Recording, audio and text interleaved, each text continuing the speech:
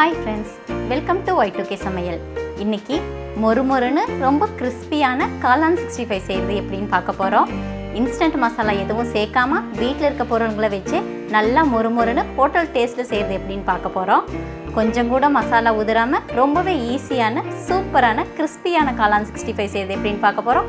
வாங்க வீடியோக்குள்ளே போகலாம். அதுக்கு முன்னாடி Y2K சமையலுக்கு நீங்கள் புதுசுன்னா சேனலை சப்ஸ்கிரைப் பண்ணுங்கள், மறக்காமல் பக்கத்தில் இருக்க பெல் ஐக்கனை கிளிக் பண்ணுங்கள். தேவையான பொருட்கள் டிஸ்கிரிப்ஷனில் கொடுத்துருக்கேன், பார்த்துக்கங்க.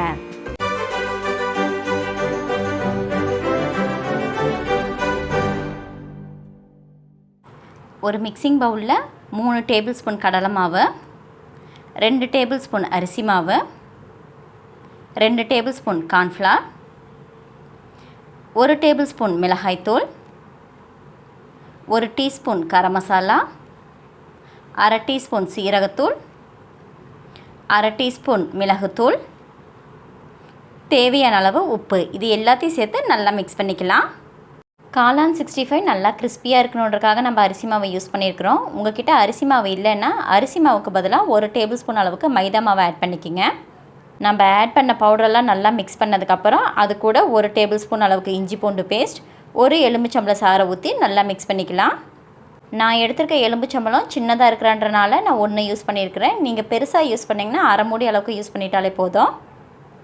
இஞ்சி பூண்டு பேஸ்ட்டு, எலுமிச்சம்பழச்சாறு, நம்ம ஆட் பண்ணியிருக்க மசாலாலாம் ஒரு டைம் நல்லா மிக்ஸ் பண்ணதுக்கப்புறம் அது கூட கொஞ்சம் கொஞ்சமாக தண்ணி ஆட் பண்ணி நல்லா கட்டியில் அது மாதிரி மிக்ஸ் பண்ணிக்கலாம். தண்ணி ஆட் பண்ணி நீங்கள் மிக்ஸ் பண்ணும்போது ரொம்ப கேர்ஃபுல்லாகவே மிக்ஸ் பண்ணுங்கள். கொஞ்சம் கொஞ்சமாக தண்ணி தெளித்து விட்டு ஆட் பண்ணிக்கிங்க. நம்ம ரெடி பண்ணுற இந்த மசாலா ஒரு திக்கான பேஸ்ட் கன்சிஸ்டன்சியில் இருக்கணும். அப்போ தான் காளானோடு சேர்த்து இதை மிக்ஸ் பண்ணும்போது எல்லா கலர்லேயும் ஈவனாக ஸ்ப்ரெட் ஆகும். நான் ஆட் பண்ணியிருக்க மசாலா அளவுக்கு நீங்கள் ஆட் பண்ணிங்கன்னா இது கூட நம்ம அரை கிலோ அளவுக்கு காளானை சேர்த்துக்கலாம். காளான் 65க்கு தேவையான மசாலா பேஸ்ட் ரெடி ஆகிடுச்சு. பாருங்கள், நல்லா கெட்டியாக தான் இருக்குது. இந்த ஸ்டேஜில் இது கூட நம்ம க்ளீன் பண்ணி வச்சுருக்க அரை கிலோ அளவுக்கு காளானை ஆட் பண்ணி நல்லா மிக்ஸ் பண்ணிக்கலாம்.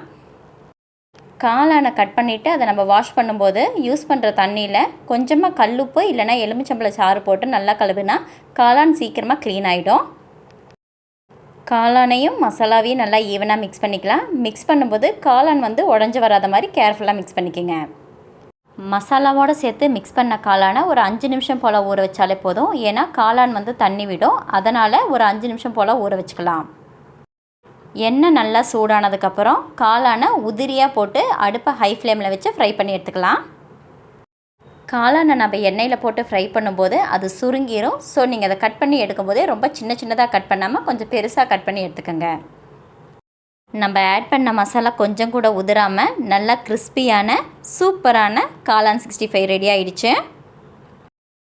ஹோட்டலில் சாப்பிட்ற அதே டேஸ்ட்டில் பட் வீட்டில் செஞ்ச சூப்பரான கிறிஸ்பியான காளான் 65 ரெடி.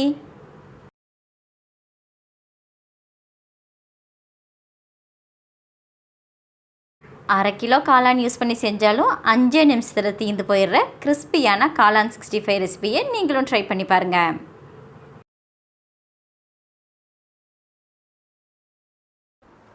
என்ன ஃப்ரெண்ட்ஸ், கிறிஸ்பியான காளான் 65 செய்கிறது எப்படின்னு பார்த்தீங்களா? இந்த வீடியோ உங்களுக்கு பிடிச்சிருந்துச்சுன்னா லைக், ஷேர், கமெண்ட் பண்ணுங்கள்.